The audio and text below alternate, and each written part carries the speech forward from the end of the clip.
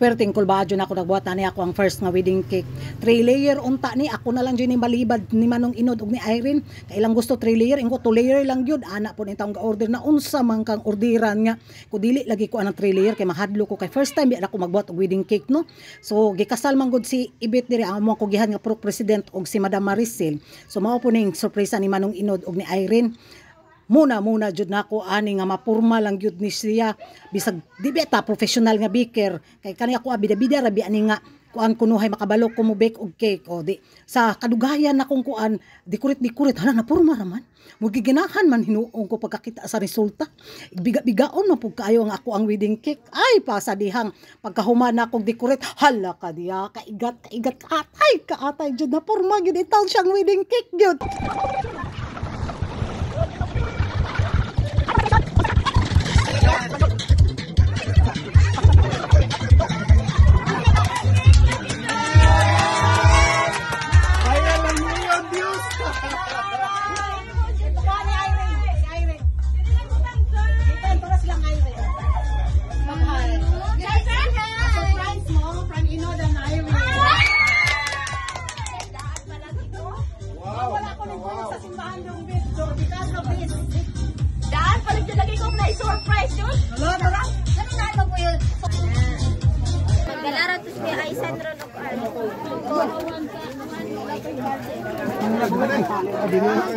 Kanding oy. May plato. Ala, grabe si Madam.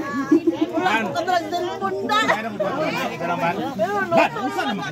Yan yung ganap ko dito kanina sa Lasak City. No. Yun yung ganap ko kanina dito sa Lasak City, mga karag-karag, na kung saan ako. Very busog na naman ang bilbil ni Coragan. At dahil nga sa kabusugan ng mga latest kaganapan ngayon dito sa Lasak City, isang magandang gabi sa inyong lahat. Nako, usap-usapan ngayon ang naging pa-headshot ni Maring Atisa Manalo. Kita nyo naman sa ating menopausal fashion destruction look. Di pa ako nakapagbihis. Oy, pero nang i-check ko yung mga sistema galore bitaw sa chikahan, ay nako. Center of attention ngayon ang naging pa-headshot ni Maring Atisa natin sa Miss Universe 2025 na kung saan very international yung datingan daw ng pa-headshot ni Atisa Manalo. Ando na nga, maganda daw yung face lock, pero bakit daw ginawang pang Miss International yung naging aura ni Maring Atisa natin? Kung ikukumpara natin sa mga paibang pa-headshot bitaw na mga kandidatang lumalaban sa Miss Universe, yung mga kandidata natin sa Pilipinas, kay Maring Atisa kasi mahirap kasi pag ipaano natin, ipa-freeze bitaw, ipa-freeze pa kuraganoy, yung medyo matapang bitaw yung mukha niya kasi baby face siya eh. Diba? Yung mahinhin kasi yung mukha ni Atisa Manalo. Kasi kung gagawin natin ng malaalaya pia, words back, yung bang mga pag ganun na mga paluk bitaw, hindi kasi bagay din yung heavy makeup kay Atisa Manalo. Yun yung ko mga karakter sa sariling opinion ko lang. Mahirap kasi mag-experiment sila sa pa-headshot na kung saan ay dito kailangan maging strong, yung maging feature ng face lock ni Atisa Manalo. Parang ay delikado. Diba? So dito nga, kahit sabihin nilang pang Miss International, yung datingan ng pa-headshot ni Maring Atisa Manalo, at least safe yung aura niya. Okay lang naman siya sa akin, mga karag-karag. Hindi ko pa na-check yung mga ibang paano ng mga kandidata. Nakafocus muna ako kay Maring Atisa Manalo. Sa akin, pasado naman siya sa akin. Hindi ganun ka bongga na ay, pero andun yung image ng pang Miss International yung beauty niya. Kasi mas nababagay talaga yung beauty ni Maring Atisa Manalo sa ganitong palok. Kaysa mag-eksperimento, papitaw sila na yung mga pahibi na pa-makeup na magmukhang ewan imbis na maganda si Atisa Manalo, magmukhang ewan na lang, tapos ibabas lang din naman siya sa social media pag, ay bakit ganito yung naging pa-makeup niya, ganito bla bla bla, o di ba? So yung team ni Atisa Manalo at ng Miss Universe Philippines Organization, nasa safe areas sila, sa mabango. Bumata siya sa kanyang pa-headshot dito sa Miss Universe 2025. Napaka-simple, lang ba, maaliwalas, malinis, batang-bata siya tingnan sa kanyang pa-headshot. Wala kang makikita bitawang sa kanya na, ay bakit sobra, bakit kulang. Sakto lang, para sa akin. Parang safe yung datingan ng pa-headshot ni Maring Atisa Manalo.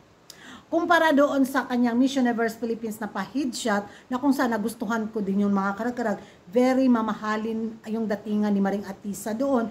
Dito sa Miss Universe Philippines 2025, okay lang naman siya sa akin. Pero yun nga, kasi parang nasanay tayo doon dito sa mga kandidatang pa-freeze kayo, mga dagway ba? Yung ba? Ano, mga matitigas talaga yung mga panga sa...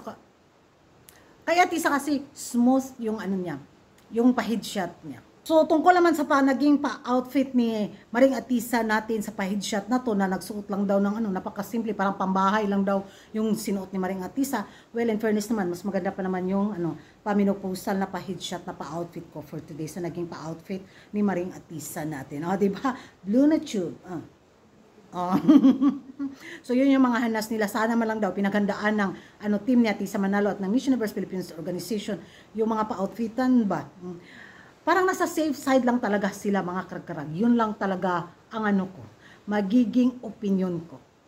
Mula sa pa-makeup, mula sa pa-outfit, walang accessories na makikita. Very, very simple lang talaga yung datingan. So, ewan ko sa inyo mga karag-karag kung ano yung magiging reaction niyo dito sa pa-headshot ni Maring Atisa Manalo. Pasado ba sa panlasa ninyo?